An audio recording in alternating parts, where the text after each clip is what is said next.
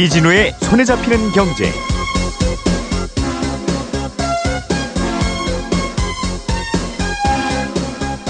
안녕하십니까, 이진우입니다.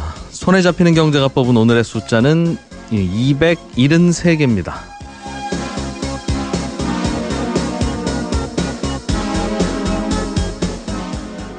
지금은 창업시대라고 불러도 좋을까요? 신설법인의 창업이 요즘 큰 폭으로 늘고 있습니다. 지난 7월부터 9월까지 3분기에 이 석 달 동안 신설된 신설법인 숫자가 모두 25,174개로 집계됐는데요. 3분기의 날짜인 91일로 나눠보니까 하루에 273개꼴로 새로운 법인들이 세워지고 있는 셈입니다.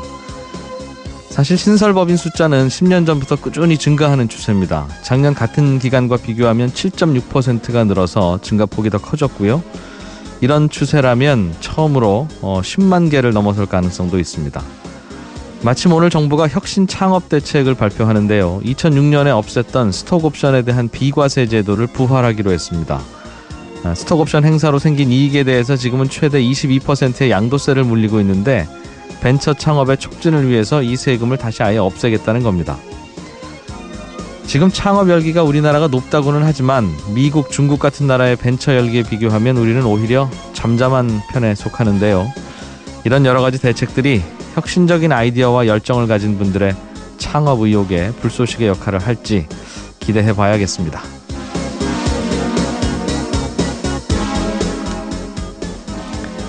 네, 11월 2일 손에 잡히는 경제입니다. 지금은 대부업체에서 돈을 빌릴 때 최고 27.9%의 이자를 내야 되죠. 그런데 내년부터는 이게 24%로 내려갑니다. 이자가 줄어들면 돈 빌리는 분들 입장에서는 당연히 좋을 것 같은데 또 이렇게 되면 심사가 까다로워지고 해서 정작 저신용자들의 대출은 더 어려워질 거라는 걱정도 나옵니다. 잠시 후에 이 얘기 좀 자세하게 들어보겠고요. 한 청취자께서 전자제품에 보면 에너지 효율 등급이라는 스티커가 붙어 있던데 이거 누가 어떤 기준으로 정하는 거예요? 이런 질문 주셨네요. 친절한 경제에서 풀어드리겠습니다. 자, 광고 듣고 오늘 순서도 시작하겠습니다.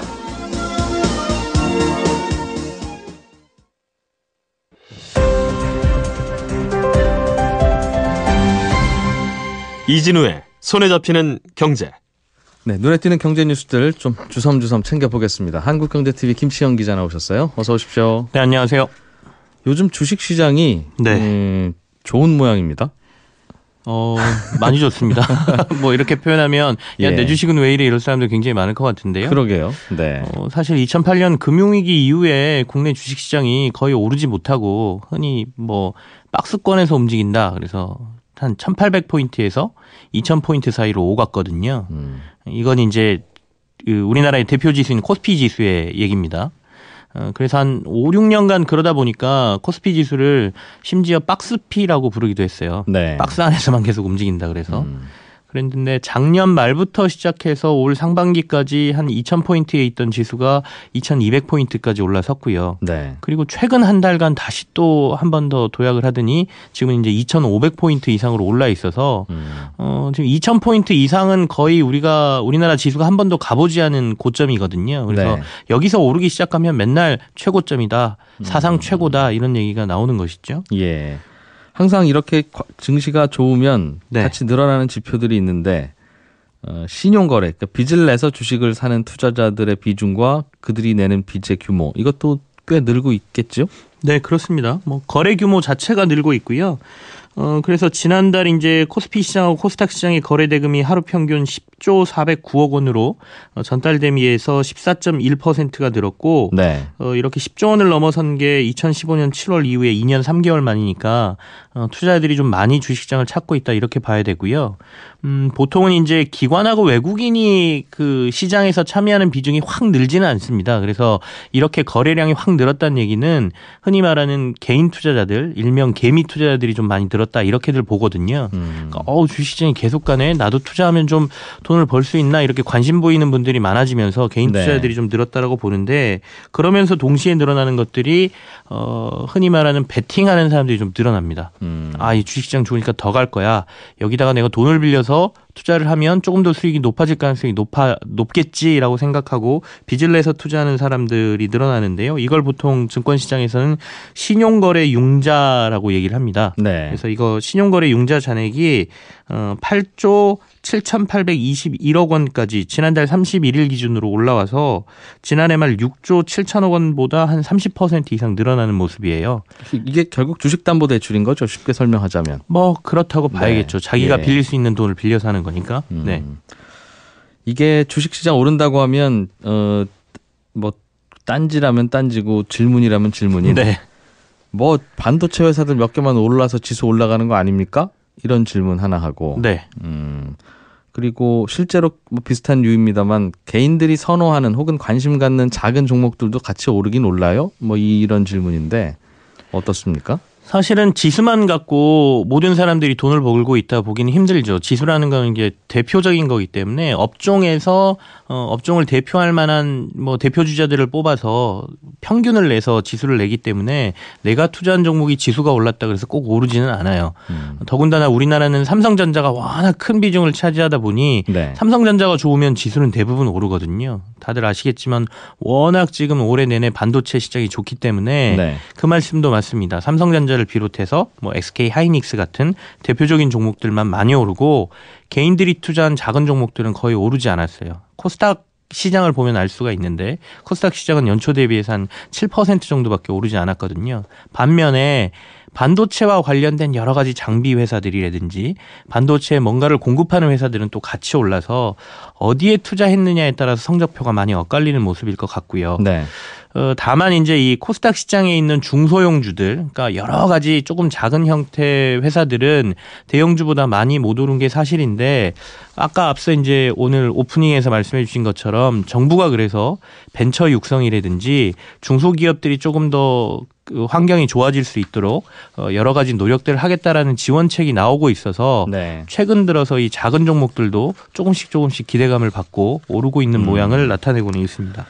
앞으로 주식시장이 어떻게 될 건지는 뭐 아무도 모르는 일이긴 한데 많이 오른 상태에서 요즘 사람들이 주식 투자를 늘 꽤 많이 하고 있다는 건 네. 어찌 보면 위험한 것일 수도 있고 아니면 지금이라도 투자하는 게 나쁘지 않을 수도 있고 여기에 대해서는 전문가들은 뭐라고들 합니까? 김치영 기자는 주식시장 요즘 취재를 꽤 많이 오래 해왔으니까. 사실은 아까 말씀드린 신용융자 거래가 많이 늘어나는 거, 뭐 사상 최고치를 찍거나 이런 것에 대해서는 저희는 시장이 고점에 온 신호라고 보는 경우도 많아요. 네. 빚을 내서 투자하는 사람들이 많아진다라는 것은 주시장은 어차피 심리 싸움이거든요. 그래서 너무 기대감이 많으면 시장의 위험성이 높아진다라고 보는 지표이기도 한데 현재 전문가들의 의견으로만 본다라고 하면 글로벌 경기가 지금 회복세에 들어가고 있다라고 보고 있기 때문에 우리나라는 수출 중심의 사회고 그래서 수출은 늘어날 것으로 보이고 그래서 내년 상반기까지는 아주 큰 조정은 없이 무난하게 가지 않을 것이냐라는 게 이제 얘긴데요. 네. 꼭 우리나라 시장만 보고 투자하실 건 아닌 것 같아요. 우리나라보다는 해외가 더 좋을 수도 있고 뭐 제가 봐서는 개인적으로 직접 주식을 투자하기에는 정보가 없거나 뭐 잘 모르시면 손실도 많이 볼 수가 있으니까 재테크 관련해서 이진우 기자가 이렇게 여러 가지 얘기할 때도 보면 펀드 얘기 많이 하시잖아요. 전문가에게 맡기는 방법도 좋은 방법이다 저는 이렇게 생각됩니다. 예. 노동 시간을 줄이면 네. 노동 생산성이 더 올라간다. 그러니까 짧게 일하면 더 능률이 올라가 이런 연구 결과가 한국개발연구원에서 나왔습니다. 예.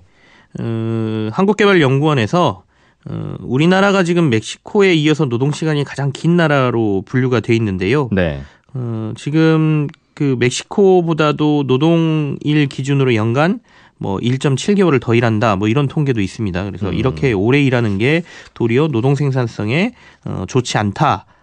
이걸 이제 가정으로 해서 여러 가지 연구를 해본 것이죠. 네. 그래서 한국개발연구원이 노동시간 단축이 노동 생산성에 미치는 영향이라는 보고서를 내놨는데 이 보고서에 보면 주 40시간 근무제 도입이 10인 이상 제조업 사업체의 노동 생산성에 미친 영향을 분석해 보니 종사자 1인당 연간 실질 부가가치 산출이 1.5% 향상시켰다. 이 얘기는 결국엔 노동시간을 줄여놓으니까 네. 노동 생산성은 도리어 향상되더라 이런 얘기거든요. 그래서 과도한 노동을 하는 것이 결코 노동 생산성에 좋지 않으니 적정한 노동을 시키는 게 낫다라는 이제 보고서를 내놓은 것인데 어떻게 보면 최근에 이제 문재인 정부가 출범하면서 지금 정부가 추구하는 게 네. 노동의 어떤 시간도 줄이고 효율성을 높이는 쪽이잖아요. 그래서 한국개발연구원에서 아마 정부 정책에 맞춰서 약간의 어느 정도의 서포트할 수 있는 보고서를 낸 게 아니냐 뭐 예. 이런 얘기도 지금 같이 나오고 있습니다. 이 연구 보고서가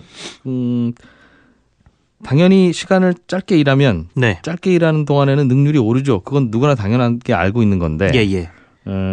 짧게 일하더라도 시간당 능률이 오르는 건 당연한데 그것뿐만 아니라 근무 시간을 좀 줄이더라도 전체 해내는 일의 양 자체가 늘어난다. 이 네. 말인 거죠. 그러니까. 예, 그렇습니다. 10시간 공부하는 것보다 8시간 공부했더니 공부 양이 더 많아졌다. 이 말이잖아요. 예. 그러니까 이게 결국에는 얼마나 줄이느냐 또 얼마나 늘리느냐의 문제인데요. 그러니까 그렇겠죠. 적정 노동량이라는 게 중요한 것 같고요. 이 보고서에서도 그러니까 과도한 노동이라는 게 어느 임계치를 넘어서기 시작하면 노동의 생산성은 더 이상 늘어나지 않고 도리어 줄어들 가능성이 있다는 거고 네. 그렇다면 적정 노동량으로 노동량을 줄여 놓으면 이 생산성도 도리어 과도한 것보다 더 늘어날 수 있다라는 게 이 보고서의 핵심이라고 보시면 되겠고요. 네. 실제로 지금 정부에서도 현행 주 68시간 최장 노동 근로 시간을 52시간으로 줄이는 방안을 추진하고 있잖아요. 그래서 아마도 이런 걸 추진할 때 이런 보고서가 뭐 여러 가지 근거로서의 바탕이 되지 않을까라는 예. 생각이 듭니다. 자동차를 새로 사면 새 차를 사든 중고차를 사든 번호판을 받아야 되는데 네. 번호판을 받는 비용이 서울에서 받든 대구에서 받든 대전에서 받든 비슷해야 할 것 같은데 차이가 큰 모양입니다. 이게. 저도 사실 이번에 이 기사 보고 처음 알았는데요. 사실 자동차 살 때는 주변의 대리점에서 그냥 사니까요. 네. 그래서 번호판 비용 내라 그러면 내는 거지. 사실 이것까지 저희들이 꼼꼼히 챙겨보지는 않는데 자동차 번호판 교부 비용이 지역에 따라서 최대 9배까지 차이가 나는 것으로 드러났어요.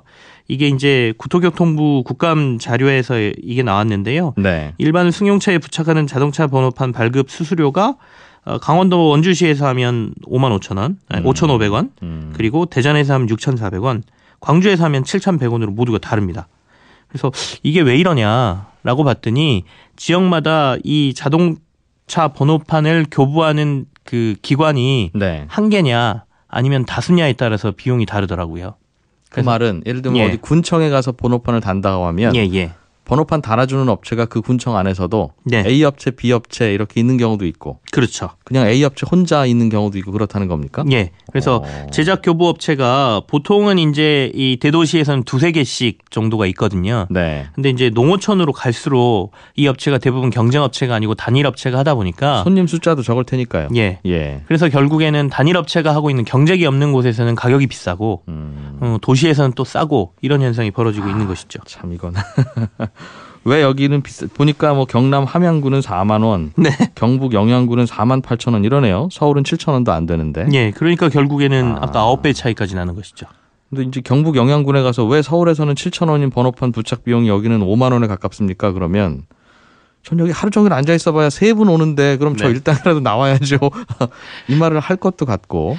그러니까 이걸 일률적으로 가격을 맞추자라는 것도 사실상은 그러면 예. 뭐 전국에서 뭐 여러 가지 대형 업체들이 다 그 번호판을 생산을 하든지 아니면 지역별로 하는 이걸 다 없애야 된다는 얘기인데 그래서 이 발급 비용을 소비자 입장에서는 결국엔 싸게 발급받는 게 좋은 거잖아요. 네. 그래서 이걸 시장 논리로 가야 되는 건지 아니면 말씀하신 대로 뭐 한 달에 2-3개밖에 발급이 안 되는데 여기서는 이 비용 가지고는 업체가 감당할 수 없습니다. 네. 이거에 맞춰야 되는 건지 좀 고민스러운 부분이기도 하죠. 그러겠네요. 이게 꽤 어려운 작업이 아니면 그냥 그래서 번호판 등록 업무 해주시는 공무원께서 해주셔도 될 것도 같고 예. 또 뭐 별도의 기술이 필요한 거라면 또 어려울 것 같기는 하고 그런 차이가 있군요. 건강 관리를 잘하면 보험료를 깎아주는 보험의 출시가 가능해진다. 이건 무슨 얘기입니까? 예를 들어서 저희가 걸음을 많이 하루에 10,000보 이상 걸으면 몸이 좀 건강해진다 이런 얘기들 많지 않습니까? 그래서 요즘 뭐 10,000보기 차고 다니시는 분들, 네. 그다음에 그 웨어러블 기기에다가 내가 몇 보를 걸었는지 이렇게 체크하시는 분들이 많은데요. 이런 것들을 활용해서 보험료를 깎아주는 상품을 내놓겠다는 거예요. 근데 지금도 네, 보험 가입하기 전에 건강 검진을 해서 뭐 담배를 안 피우거나 혹은 건강체이거나 하면 처음에 아예 가입할 때 남들보다 보험료가 싼 예. 그런 보험은 있던데요. 예, 일부는 이제 약관이나 아니면 이런 거를 통해서 이렇게 판매할 때 마케팅으로 활용하는 경우도 있는데요. 네. 이번 건은 이제 흔히 말하는 건강관리 보험 상품이라 그래서 새롭게 출시가 된다는 건데요. 헬스케어 보험 또는 건강관리 보험이라고 해서 판매가 될 것 같은데 네.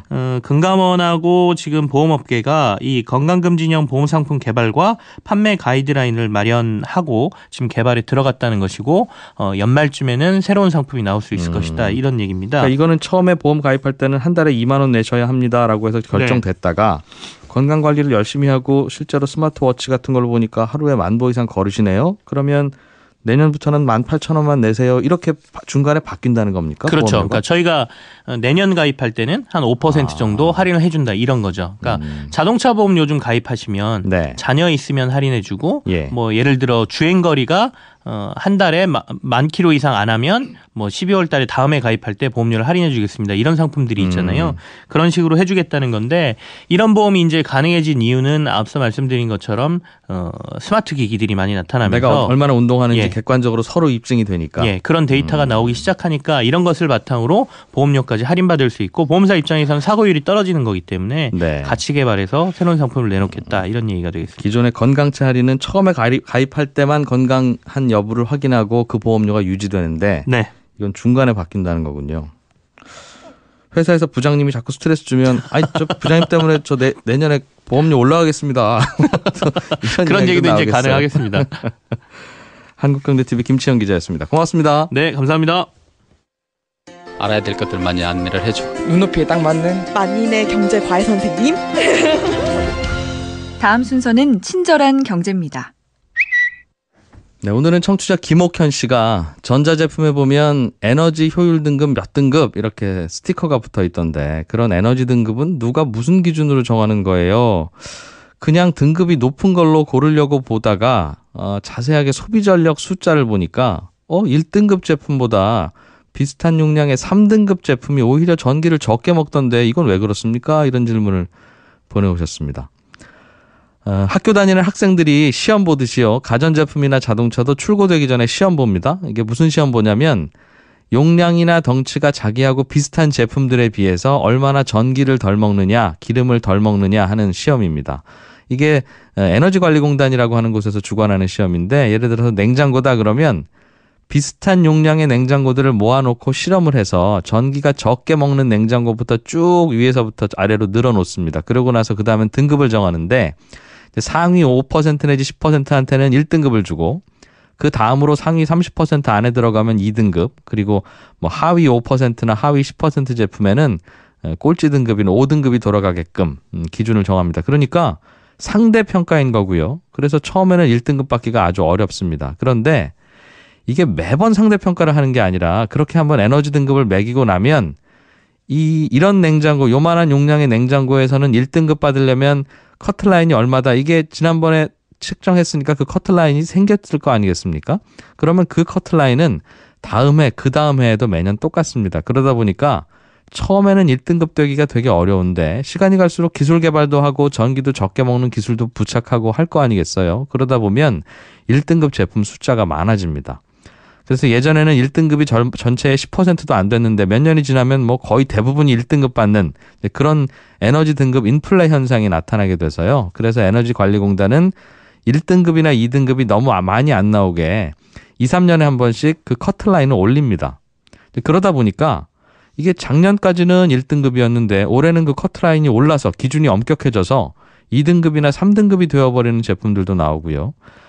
그렇게 됩니다. 그래서 이런 등급을 매기는 이유는 회사들끼리 경쟁을 좀 시켜서 에너지 효율이 높은 제품 개발을 부추기기 위해서지만 이 에너지 효율 등급은 비슷한 용량의 제품들끼리 비교한 거라서 비슷한 또래들 중에 좀 낫다는 뜻이지 에너지 효율 1등급이라고 뭐 무조건 전기 적게 먹는다 이런 뜻은 아닙니다.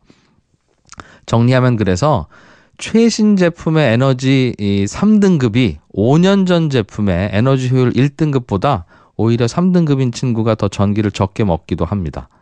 그러니까 이건 1등급이다 혹은 2등급이다 해서 믿으실 건 아니고요. 실제로 비슷한 제품들과 소비 전력을 비교해 보시는 게 좋습니다. 친절한 경제였습니다. 손에 잡히는 경제.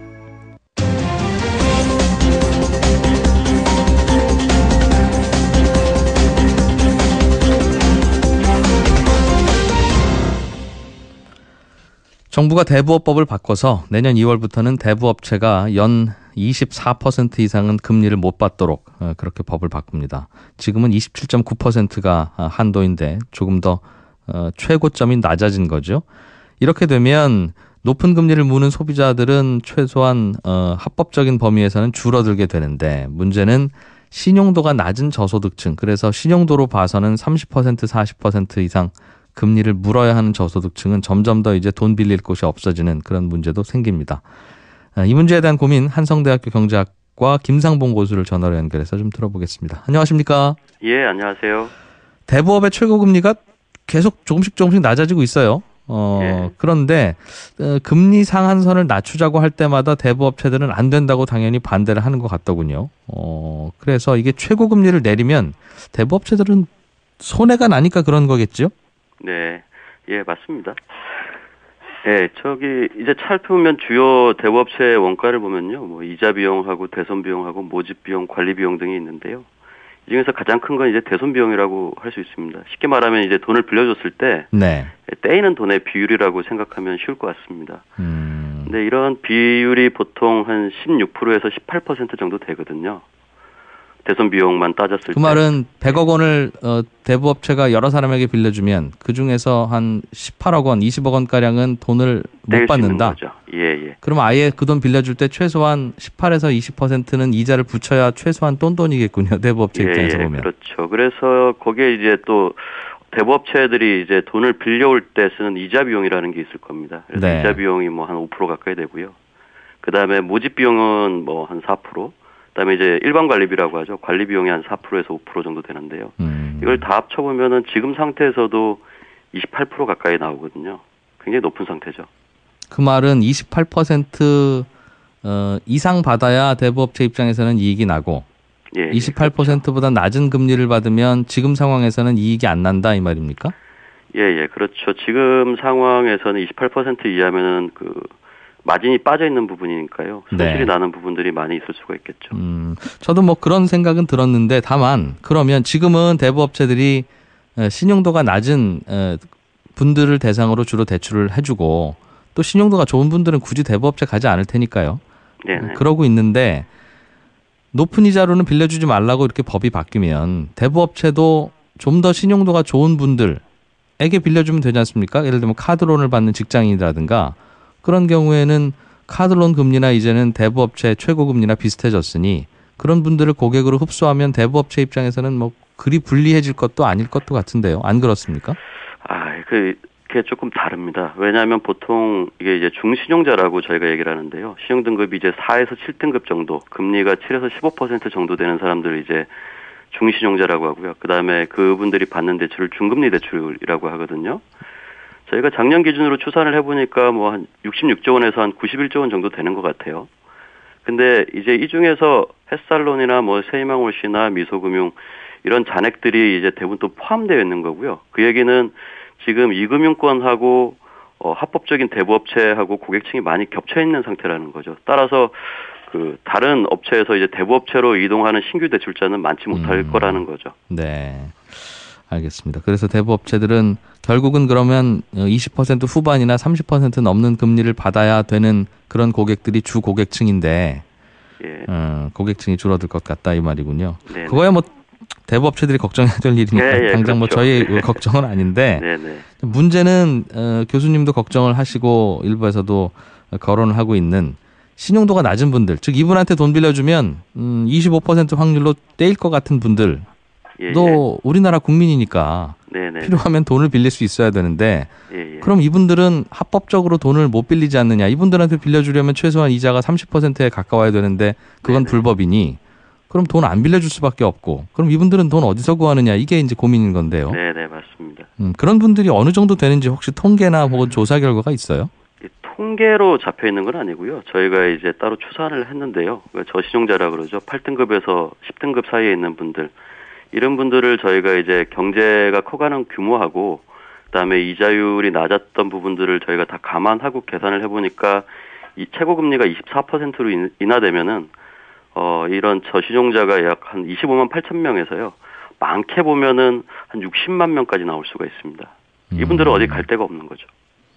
그분들이 대부업체로 가면 그분들은 돈 진짜 안 빌려줍니까? 대부업체에서? 예를 들면 뭐 작년까지만 해도 빌려줬었는데.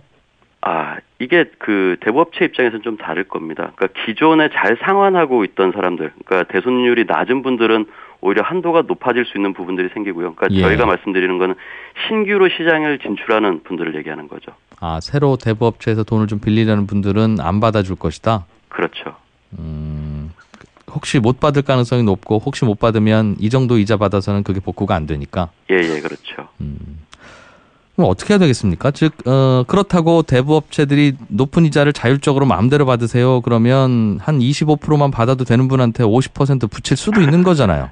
대부업체들이 충분히 경쟁을 하고 돈 빌리는 분도 여기저기 알아보고 나는 최저금리 할 거야 라고 한다면 그런 터무니없는 이자는 안 생기겠지만 실제로는 뭐 대부업체들끼리 경쟁하는지도 알 수도 없고 돈 빌리는 분도 마음이 급하다 보니 그런 또 검색해보기도 어렵고 해서 그걸 그대로 두기도 어려운 느낌이 들고 그렇다고 말씀하신 대로 그냥 낮춰버리면 돈 못 빌리는 서민들이 생기니 거기에 대한 대책도 세워야 될 것 같고 어떻습니까? 별 대안이 없겠습니까 좀? 최고 금리를 내리는 것은 이제 정부가 바뀌거나 어떤 정책적으로 오는 면은 있는 것 같습니다. 계속 내려오고 있는데요. 물론 긍정적인 측면은 있습니다. 그 대출자들의 이자가 이제 줄어든다는 측면은 있는데요. 이게 또 반대의 효과를 항상 고민을 해야 되는 것 같습니다. 그래서 이런 이제 효과들이 좀 나려면 저희가 분석을 해보니까 최고 금리를 한번 낮췄을 때 3년 동안 또는 4년 동안 이렇게 장기간으로 갈 필요가 있을 것 같습니다. 그래서 최고 금리라는 건 당연히 필요하긴 하죠. 한 거고 그다음에 장기간 좀 지속할 필요가 있을 것 같고요. 그다음에 저신용자의 금융 일부를 이제 해결을 하려면 그 일부를 서민금융으로 정부가 예산을 들여서 서민금융으로 전환할 필요가 있고요. 그다음에 은행부터 대부업까지 지금 이제 촘촘히 있는데요. 이 그 금융기관들이 신용등급에 대해서 이제 선별 능력을 갖출 수 있도록 그러니까 잘 갚을 수 있는 사람, 못 갚을 수 있는 사람 이런 선별 능력을 할 수 있는 능력들을 좀 키워야 되는데 이것도 규제가 또 바뀌어야 되는 부분들도 분명히 생기는 것 같습니다. 하나하나 그럼 대안을 좀 여쭤보죠. 최고 금리를 정하는 건 좋으나 그리고 그걸 점점 낮춰가는 것도 좋으나 너무 빨리 낮추면 안 된다. 한번 최고 금리를 낮췄으면 그 금리가 꽤 몇 년간은 유지되도록 해야 된다는 말씀은 왜 그렇습니까? 예, 2011년에 그 최고 금리를 인하한 적이 있는데요. 그때 3년에서 한 4년 정도 되는 것 같습니다. 그때 했을 때는 이제 그 비중, 그 저신용자의 비중이 변화하는 부분들이 눈에 띄게 바뀌어요. 근데 이제 모집비, 아까 그 다른 비용들하고 감안했을 때 27.9% 정도까지 내려오게 되면은 이게 신규로 시장에 진출하는 분들이 거의 없어요. 그러니까 거의 비슷하게 간다라는 거죠. 그 말이 신규로 시장에 진출하는 대부업체요? 아니면 아니요. 대출자? 그 개인 차주들이죠. 돈 빌리러 추가로 안 온다? 그렇죠. 갈 수가 없는 거죠. 받아주질 않으니까요. 그러니까 그보다 신용도 낮은 분들은 안 오더라? 예, 그렇죠. 그래서 장기간에 걸쳐서 24%인 부분들을 좀 운용을 할 필요가 있을 것 같습니다. 그걸 장기간 운영해도 어차피 신용 낮은 분들은 못 오는 상황은 똑같잖아요. 그러면은 이제 그 아까 말씀드렸던 기존에 대출받고 있는 분들의 한도가 올라갈 수 있을 거고, 그 다음에 당연히 대부업체에서는 다른 비용들을 줄이려고 노력을 하겠죠. 노력을 하면은 거기서 이제 또 공급할 수 있는 여력들이 생길 수가 있을 겁니다. 시장이 대응하는 거죠. 알겠어요. 최고 금리를 자꾸 낮추면 대부업체들이 어려워지는데, 그 대부업체들이 어려워지는 대부업체들이 다시 그 시장에 적응해서 몸을 만들 수 있도록 기다려줘야 그게 결국은 돈 빌리러 가는 사람들에게도 이익이다 이 말이군요. 그렇죠. 알겠습니다. 다른 나라도 대부업이라는 게 있을 거고 당연히 똑같은 고민할 것 같아요. 대부업체들이 금리 비싸게 받으면 이건 또 고금리 때문에 힘들어하고 서민들이. 그렇다고 자꾸 최고금리를 낮추면 뭐 법으로야 낮출 수 있겠습니다만 그러면 신용이 안 되는 분들은 더 고통받는 문제가 생기고. 다른 나라는 혹시 이 고민 어떻게 풀고 있어요? 뭐 미국이나 영국이나 이런 주 선진국들 같은 경우에도 제한은 있습니다. 최고금리 제한은 있는데요.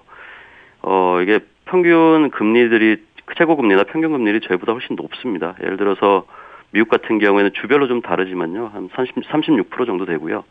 영국 같은 경우에도 초단기 초고금리 대출 규제를 하긴 합니다만 저희보다 훨씬 높고요. 독일, 프랑스, 중국, 싱가포르도 저희보다 수수료를 포함하면 실질 최고금리는 한 30%에서 48%로 우리보다 훨씬 높습니다. 다만 이제 일본이 있는데요. 일본 같은 경우에 2006년에 대금호법 개정을 했어요. 그래서 최고금리 상한을 15%에서 20%로 낮췄는데 문제가 생겼습니다. 저희하고 비슷한 상황일 것 같은데요. 네. 2014년 3월 말 기준으로 보면은 이런 그 대부업 시장이 한 70% 정도가 없어졌어요. 이분들이 다 어디로 갔냐면 연 2,000%가 넘는 사금융 시장으로 다 옮겼거든요. 사금융이라면 몰래 그 비싼 이자 사실상이죠. 받고 서로 신고 안 하기 내지는 뭐 예, 맞습니다. 실제로도 그러고 있어요, 일본에서도. 예, 일본에서는 실제로 그런 현상이 지금 일어나고 있습니다. 그럼 일본 정부도 걱정하겠습니다, 그 부분에 대해선. 예, 이제 다른 방법들을 좀 찾아봐야 되겠죠, 일본 정부도. 우리가 최고금리에 대한 이야기를 할 때 일본의 사례를 주로 들으면서 우리나라 최고금리가 다른 나라보다 높다 이렇게 네네. 들었는데 일본을 제외한 다른 나라들은 우리나라보다 높다는 거군요. 그러니까 예, 최고금리가. 실제 최고금리는 저희보다 훨씬 높습니다. 알겠습니다. 대안을 좀 더 고민해 봐야 되겠어요. 고맙습니다. 잘 들었습니다. 예, 감사합니다. 한성대학교 경제학과 김상봉 교수였습니다.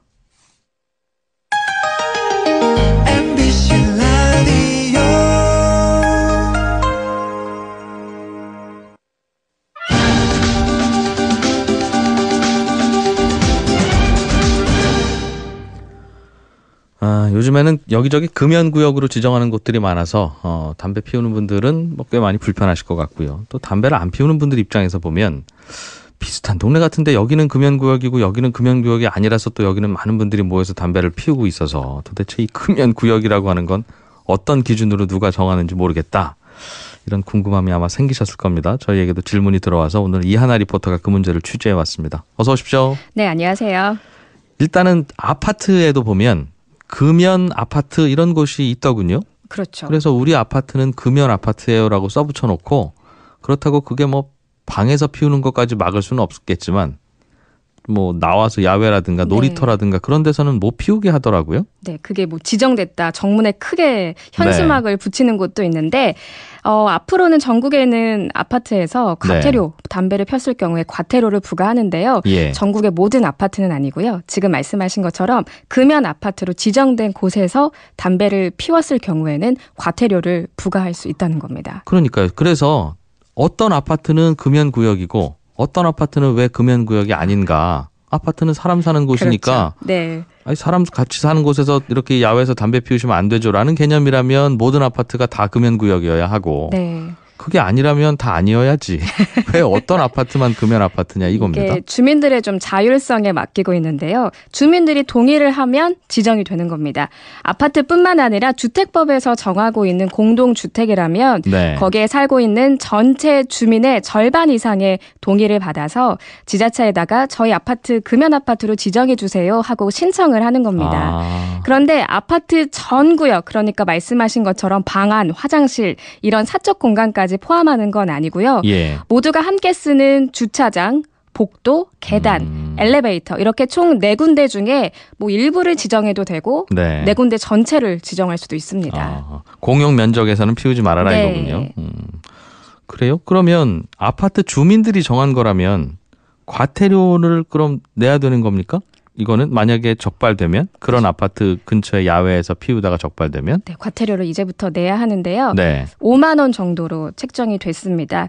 그래서 금연 아파트로 지정할 수 있게는 지난 9월에 법이 바뀌었거든요. 예. 그런데 지정만 하고 스티커 붙이고 편말 세운다고 해서는 좀 별 효과가 없으니까 네. 이번에 과태료를 부과하겠다는 건데 그게 아마 11월 3일부터 시행되는 그래요? 걸로 알려져 있습니다. 그러면 이게 말씀하신 게 우리 아파트는 오늘부터 금연 아파트로 지정하겠습니다라고 하고 과태료도 주민들끼리 알아서 뭐 자율경찰단 뭐 이런 거 만들어서 네. 그들끼리 걷는 거예요? 아니면 우리 아파트는 금연 아파트로 우리 주민이 하기로 결정했으니 지자체에서도 지정해 주시고 혹시 담배 피우는 분 있으면 지자체에서 와서 적발을 해주세요. 과태료도 물리고 이런 쪽입니까? 다른 금연구역이랑 똑같이 지자체에서 단속을 나옵니다. 그런데 저 103동 아저씨가 담배를 피고 있어요. 네. 사진을 찍어서 신고를 한다고 해도 예. 뭐 출동하는 동안 담배 다 피우시고 들어갈 수도 있잖아요. 그렇기 하고, 때문에 예. 불시에 현장 단속을 우선순위로 두고 있습니다. 그래서 앞으로는 이게 시행이 되면 단속은 저녁에도 할 거라는 귀뜸이 있었거든요. 네. 그래서 뭐 지자체 공무원들 다 퇴근했겠지 하는 알겠어요. 순간에도 단속을 할 수 있습니다. 그 지자체에서 정하는데 우리 아파트를 지정해 주세요라고 하는 건 주민들이 합의를 하면 된다? 네, 그렇습니다. 알겠어요. 아파트는 알겠고 건물들도 다니다 보면 이 건물은 금연 빌딩입니다. 이렇게 써 있는 경우도 있고 네. 또 안 써 있는 빌딩도 있어서 네. 주변 건물에 근무하시는 분들이 그 안 써 있는 빌딩 앞에 와서 피우세요. 그러면 금연 빌딩, 아닌 빌딩, 금연 빌딩 이렇게 되어 있어서 그게 애매하죠. 이게 도대체 무슨 기준으로 정해놓은 건가? 이것도 네. 궁금하던데 그건 뭡니까? 일단은 국가가 정하기도 하고요. 내가 살고 있는 지자체에서 정하기도 하거든요. 대부분의 실내는 국가가 법으로 정해놨다고 보시면 되고요. 네. 그 종류를 보면 뭐 어린이집, 음식점, 초중고등학교 아니면 연면적 1000제곱미터 이상의 사무실 건축물 네. 이렇게 정하고 있고요. 나머지 뭐 공원이나 주요 거리 대표적으로 강남대로에서 요새 못 피잖아요. 예. 이런 야외는 지자체에서 조례로 정하고 있습니다. 알겠어요. 그래서 어디가 금연구역이 좋을까 이렇게 선정을 하는 건데요. 지역은 지자체에서 알아서 요 도로에서 요 도로 여기까지는 못해요라고 하는 건 지자체에서 하는 거고 네. 건물 자체가 금연구역이에요. 그러니 이 주차장까지도 피우시면 안 돼요라고 하는 건 건물별로 다른데 네. 연면적 1000제곱미터 이상은 금연이라면 그 큰 건물 사이에 있는 작은 건물들은 금연구역 아니겠네요. 그래서 거기 와서 거기에서 이제 모퉁이에서 담배를 피우시는 분들도 있는데 우리 건물도 그러면 지정을 해달라라고 건물주가 그렇죠. 건물 작은 게 무슨 죄입니까? 네, 신청을 할 수도 있는데 아직까지는 법적으로는 그럴 수 있는 방법이 없습니다. 정해진 건물 사이즈가 커져야 금연 건물이 되는 거고 네. 작으면 흡연 건물이 되는 거고. 그래서 간혹 이런 작은 건물주 분들이 그 금연 스티커 스스로 사서 붙여놓고 그렇죠. 주변에서 자꾸 내 네. 건물 앞에 와서 다들 모여서 담배 피우니 싫겠죠. 그래서 저리 가서 피우세요라고 해도 법적 효력은 사실 없는 거죠. 그럼 여기는 금연구역입니다라고 써붙인 스티커가 네. 그냥 그 건물 주인이 문방구에서 사서 붙인 걸 수도 있죠. 네. 여기에 제발 쓰레기 버리지 마세요 하는 거 같은 네. 거군요. 법적 그렇죠. 효력이 없어요, 그러면? 그렇죠. 이게 보건복지부에서 일괄적으로 금연구역은 나눠주는 스티커가 있는데 네. 그거랑은 좀 모양이 다르겠죠. 네. 그 보건복지부에서 붙인 건지 아니면 주인이 그냥 붙인 건지를 구별해야 되는군요. 그러기 전에 그냥 좀 이건 피하시는 게 좋으시겠죠. 뭔가 좀 룰이 필요한 것 같습니다. 그렇습니다. 네. 아니요. 담배야 뭐 아직은 합법적인 거니까 네. 뭐 피우는 분들이야 있을 수 있는데 네. 그런 대강 운영되고 있네요. 듣다 보니. 좀 디테일하진 않죠. 알겠습니다. 사실 아파트도 방 안에서 다 들어가서 피우실까 봐 그것도 좀 걱정이 됩니다. 궁금한 건 이 건물은 분명히 금연 건물이라고 써 있는데 네. 그 건물 안에 당구장에서는 담배 피우는 분들이 있어요. 그렇죠. 스크린 골프장에서도 있고. 근데 불법 아니라는 얘기도 또 들리던데요? 그렇죠. 당구장과 스크린 골프장은 일단 체육시설로 또 따로 분류가 되거든요. 그럼 체육시설에서는 담배 피워도 돼요? 체육하느라고 건강이 좋아졌으니 담배 피워도 상세 된단 효과로. 말입니까? 네. 그런데 이 법에서 정한 예. 금연구역으로 지정할 수 있는 체육시설은 따로 기준이 있는데요. 1000명 이상의 관객을 수용할 수 있는 그런 큰 곳으로 제한을 해둬서요. 그런 곳만 금연구역으로 할 수 지정할 있다? 수 있다. 그렇기 때문에 당구장과 스크린 골프장은 뭐 1000명 이상이 들어갈 수 있는 크기는 별로 없잖아요. 그래서 여기 이제 허점이 생겨서 빠져나갔던 건데요. 예. 하지만 이제 법을 개정했습니다. 그래서 12월 3일부터는 당구장, 스크린 골프장도 금연구역이 돼서 그래요? 이제 거기에서도 담배를 피우시면 과태료 10만 원이 부과가 됩니다. 그렇군요. 당구장에서 담배 피우는 것도 이제 딱 한 달 남았습니다. 그럼? 딱 한 달 남았죠. 알겠습니다. 요즘엔 전자담배도 꽤 많이 팔리고 네. 뭐 이거에 대한 세금 문제도 논란이고 하던데 그거는 괜찮으냐? 아니면 그것도 담배냐? 금연구역에 대해서 단속할 때 그 기준은 어떻습니까? 담배 사업법에서 전자담배라도 그 액상이나 아니면 피우는 그 원료가 연초 잎으로 사용이 된 거라면 네. 그것도 금연구역에서 피우시면 안 됩니다. 걸리면 똑같이 과태료 10만 원을 내셔야 하는데요. 만약에 연초가 원료가 아닌 전자담배다라고 하면 사용자가 아니라는 거를 증명해야 과태료를 안 내게 되는 거거든요. 네. 그래서 웬만하면은 전자담배도 안 피우시는 게 좋습니다. 그건 알아요. 흡연자들이 웬만하면 안 피우면 좋다는 것은 아니까 그건 좀 과태료 10만 원 좀 네. 피우는 분들 입장도 또 네. 생각해야 되니. 이하나 리포터였습니다. 고생하셨습니다. 네, 고맙습니다. 네. 네, 손에 잡히는 경제는 여기까지고요. 내일 11시 10분에 다시 오겠습니다. 이진우였습니다.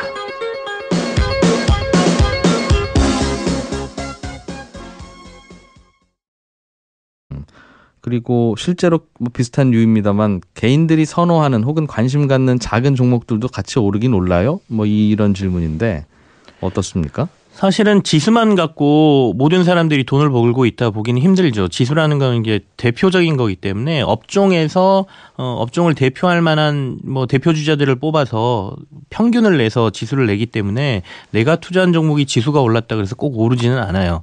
더군다나 우리나라는 삼성전자가 워낙 큰 비중을 차지하다 보니 네. 삼성전자가 좋으면 지수는 대부분 오르거든요. 다들 아시겠지만 워낙 지금 올해 내내 반도체 시장이 좋기 때문에 네. 그 말씀도 맞습니다. 삼성전자를 비롯해서 뭐 SK 하이닉스 같은 대표적인 종목들만 많이 오르고 개인들이 투자한 작은 종목들은 거의 오르지 않았어요. 코스닥 시장을 보면 알 수가 있는데 코스닥 시장은 연초 대비해서 한 7% 정도밖에 오르지 않았거든요. 반면에 반도체와 관련된 여러 가지 장비 회사들이라든지 반도체에 뭔가를 공급하는 회사들은 또 같이 올라서 어디에 투자했느냐에 따라서 성적표가 많이 엇갈리는 모습일 것 같고요. 네.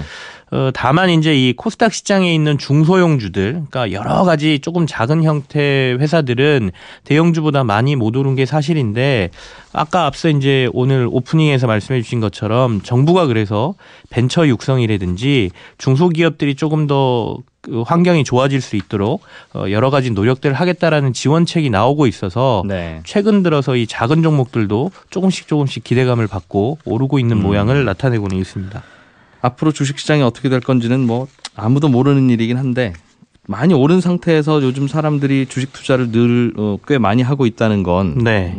어찌 보면 위험한 것일 수도 있고 아니면 지금이라도 투자하는 게 나쁘지 않을 수도 있고 여기에 대해서는 전문가들은 뭐라고들 합니까? 김치영 기자는 주식시장 요즘 취재를 꽤 많이 오래 해왔으니까. 사실은 아까 말씀드린 신용융자 거래가 많이 늘어나는 거, 뭐 사상 최고치를 찍거나 이런 것에 대해서는 저희는 시장이 고점에 온 신호라고 보는 경우도 많아요. 네. 빚을 내서 투자하는 사람들이 많아진다라는 것은 주시장은 어차피 심리 싸움이거든요. 그래서 너무 기대감이 많으면 시장의 위험성이 높아진다라고 보는 지표이기도 한데 현재 전문가들의 의견으로만 본다라고 하면 글로벌 경기가 지금 회복세에 들어가고 있다라고 보고 있기 때문에 우리나라는 수출 중심의 사회고 그래서 수출은 늘어날 것으로 보이고 그래서 내년 상반기까지는 아주 큰 조정은 없이 무난하게 가지 않을 것이냐라는 게 이제 얘긴데요. 네.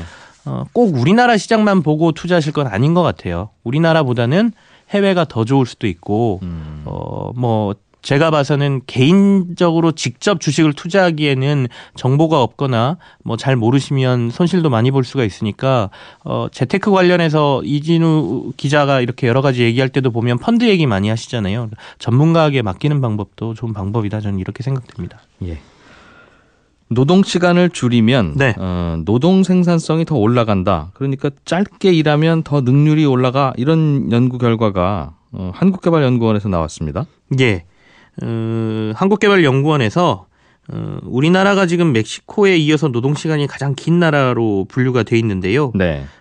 지금 그 멕시코보다도 노동일 기준으로 연간 뭐 1.7개월을 더 일한다 뭐 이런 통계도 있습니다. 그래서 이렇게 오래 일하는 게 도리어 노동 생산성에 좋지 않다. 이걸 이제 가정으로 해서 여러 가지 연구를 해본 것이죠. 네. 그래서 한국개발연구원이 노동시간 단축이 노동 생산성에 미치는 영향이라는 보고서를 내놨는데 이 보고서에 보면 주 40시간 근무제 도입이 10인 이상 제조업 사업체의 노동 생산성에 미친 영향을 분석해 보니 종사자 1인당 연간 실질 부가가치 산출이 1.5% 향상시켰다. 이 얘기는 결국엔 노동시간을 줄여놓으니까 네. 노동 생산성은 도리어 향상되더라 이런 얘기거든요. 그래서 과도한 노동을 하는 것이 결코 노동 생산성에 좋지 않으니 적정한 노동을 시키는 게 낫다라는 이제 보고서를 내놓은 것인데 어떻게 보면 최근에 이제 문재인 정부가 출범하면서 지금 정부가 추구하는 게 네. 노동의 어떤 시간도 줄이고 효율성을 높이는 쪽이잖아요. 그래서 한국개발연구원에서 아마 정부 정책에 맞춰서 약간의 어느 정도의 서포트할 수 있는 보고서를 낸 게 아니냐 뭐 예. 이런 얘기도 지금 같이 나오고 있습니다. 이 연구 보고서가 당연히 시간을 짧게 일하면 네. 짧게 일하는 동안에는 능률이 오르죠. 그건 누구나 당연하게 알고 있는 건데 예. 짧게 일하더라도 시간당 능률이 오르는 건 당연한데 그것뿐만 아니라 근무 시간을 좀 줄이더라도 전체 해내는 일의 양 자체가 늘어난다. 이 네. 말인 거죠, 그러니까? 예, 그렇습니다. 10시간 공부하는 것보다 8시간 공부했더니 공부 양이 더 많아졌다. 이 말이잖아요. 예.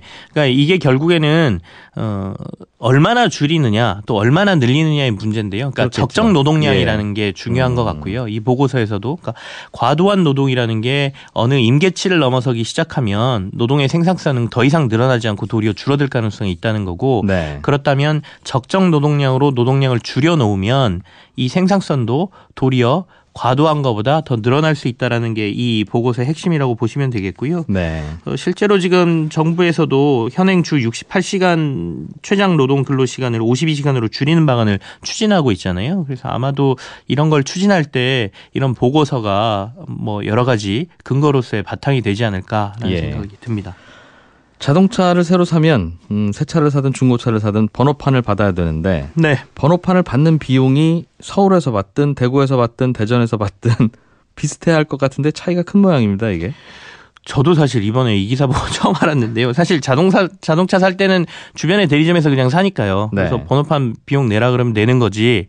사실 이것까지 저희들이 꼼꼼히 챙겨보지는 않는데 자동차 번호판 교부 비용이 지역에 따라서 최대 9배까지 차이가 나는 것으로 드러났어요.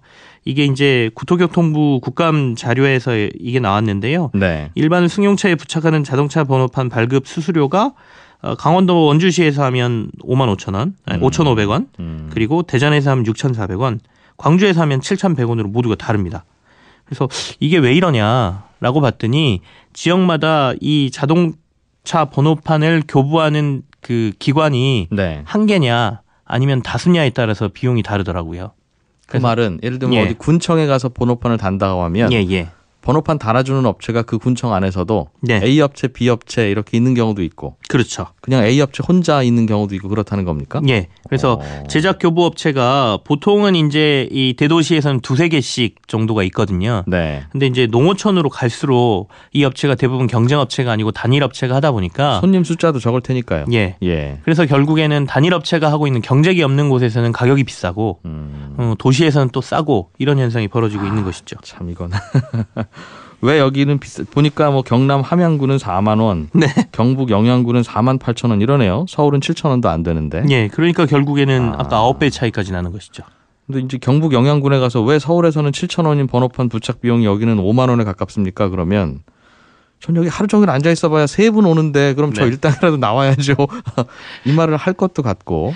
그러니까 이걸 일률적으로 가격을 맞추자라는 것도 사실상은 그러면 예. 뭐 전국에서 뭐 여러 가지 대형 업체들이 다 그 번호판을 생산을 하든지 아니면 지역별로 하는 이걸 다 없애야 된다는 얘기인데 그래서 이 발급 비용을 소비자 입장에서는 결국엔 싸게 발급받는 게 좋은 거잖아요. 네. 그래서 이걸 시장 논리로 가야 되는 건지 아니면 말씀하신 대로 뭐 한 달에 2-3개밖에 발급이 안 되는데 여기서는 이 비용 가지고는 업체가 감당할 수 없습니다. 네. 이거에 맞춰야 되는 건지 좀 고민스러운 부분이기도 하죠.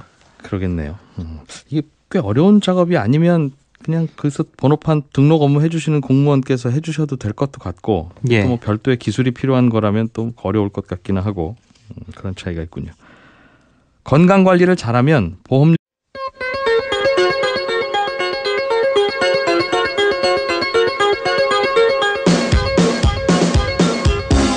이진우의 손에 잡히는 경제.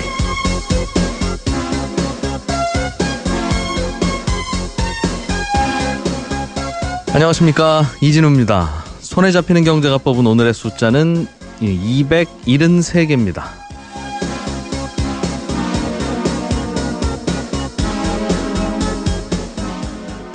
지금은 창업시대라고 불러도 좋을까요? 신설법인의 창업이 요즘 큰 폭으로 늘고 있습니다. 지난 7월부터 9월까지 3분기에 이 석 달 동안 신설된 신설법인 숫자가 모두 25,174개로 집계됐는데요. 3분기의 날짜인 91일로 나눠보니까 하루에 273개꼴로 새로운 법인들이 세워지고 있는 셈입니다. 사실 신설법인 숫자는 10년 전부터 꾸준히 증가하는 추세입니다. 작년 같은 기간과 비교하면 7.6%가 늘어서 증가폭이 더 커졌고요. 이런 추세라면 처음으로 10만 개를 넘어설 가능성도 있습니다. 마침 오늘 정부가 혁신 창업 대책을 발표하는데요. 2006년에 없앴던 스톡옵션에 대한 비과세 제도를 부활하기로 했습니다. 스톡옵션 행사로 생긴 이익에 대해서 지금은 최대 22%의 양도세를 물리고 있는데 벤처 창업의 촉진을 위해서 이 세금을 다시 아예 없애겠다는 겁니다. 지금 창업 열기가 우리나라가 높다고는 하지만 미국, 중국 같은 나라의 벤처 열기에 비교하면 우리는 오히려 잠잠한 편에 속하는데요. 이런 여러 가지 대책들이 혁신적인 아이디어와 열정을 가진 분들의 창업 의욕에 불쏘시개 역할을 할지 기대해 봐야겠습니다.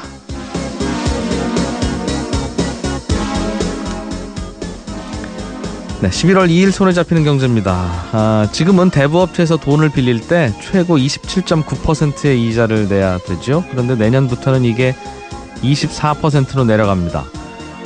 이자가 줄어들면 돈 빌리는 분들 입장에서는 당연히 좋을 것 같은데 또 이렇게 되면 심사가 까다로워지고 해서 정작 저신용자들의 대출은 더 어려워질 거라는 걱정도 나옵니다. 잠시 후에 이 얘기 좀 자세하게 들어보겠고요. 한 청취자께서 전자제품에 보면 에너지 효율 등급이라는 스티커가 붙어 있던데 이거 누가 어떤 기준으로 정하는 거예요? 이런 질문 주셨네요. 친절한 경제에서 풀어드리겠습니다. 자, 광고 듣고 오늘 순서도 시작하겠습니다.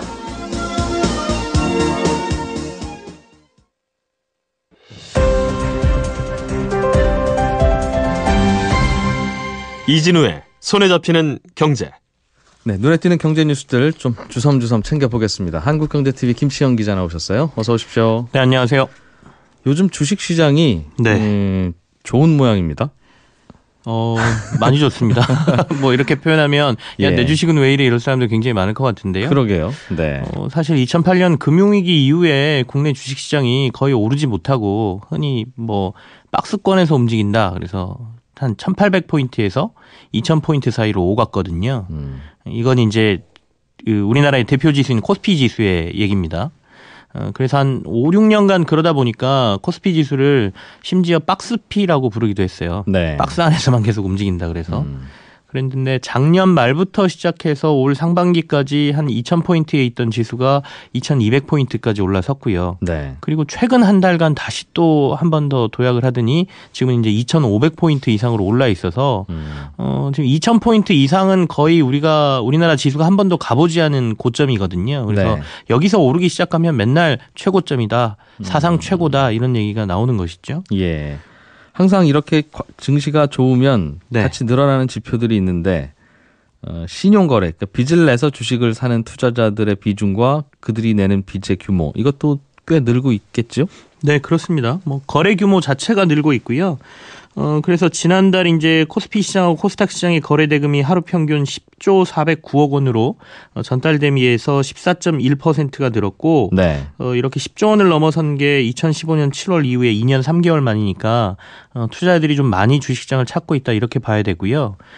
보통은 이제 기관하고 외국인이 그 시장에서 참여하는 비중이 확 늘지는 않습니다. 그래서 이렇게 거래량이 확 늘었다는 얘기는 흔히 말하는 개인 투자자들, 일명 개미 투자자들이 좀 많이 늘었다 이렇게들 보거든요. 그러니까 주식시장이 계속 가네. 나도 투자하면 좀 돈을 벌 수 있나 이렇게 관심 보이는 분들이 많아지면서 개인 투자자들이 네. 좀 늘었다라고 보는데 그러면서 동시에 늘어나는 것들이 흔히 말하는 베팅하는 사람들이 좀 늘어납니다. 이 주식시장 좋으니까 더 갈 거야. 여기다가 내가 돈을 빌려서 투자를 하면 조금 더 수익이 높아질 가능성이 높겠지라고 생각하고 빚을 내서 투자하는 사람들이 늘어나는데요. 이걸 보통 증권시장에서는 신용거래 융자라고 얘기를 합니다. 네. 그래서 이거 신용거래 융자 잔액이 8조 7,821억 원까지 지난달 31일 기준으로 올라와서 지난해 말 6조 7천억 원보다 한 30% 이상 늘어나는 모습이에요. 이게 결국 주식담보대출인 거죠. 쉽게 설명하자면. 뭐 그렇다고 봐야겠죠. 네. 자기가 빌릴 수 있는 돈을 빌려서 하는 거니까. 네. 이게 주식시장 오른다고 하면 뭐 딴지라면 딴지고 질문이라면 질문이. 네. 뭐 반도체 회사들 몇 개만 올라서 지수 올라가는 거 아닙니까? 이런 질문 하나 하고. 네.